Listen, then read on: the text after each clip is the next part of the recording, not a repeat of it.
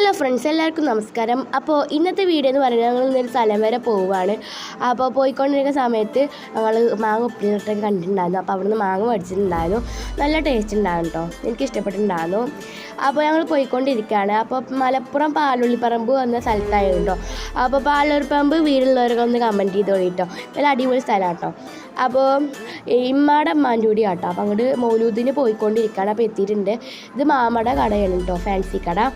അപ്പോൾ ഞങ്ങൾ അവിടുന്ന് പോന്നു. അപ്പോൾ ഞങ്ങൾ ഐസ്ക്രീം മേടിച്ചിട്ട് പോരുമ്പോൾ നല്ല അടിപൊളി ടേസ്റ്റ് ആയിരുന്നു. വാനിലയുടെ ഫ്ലേവറുള്ള ഐസ്ക്രീം ആയിരുന്നു. പിന്നെ ഇത് കൂടി ചെന്നിട്ട് പറഞ്ഞുതരാം.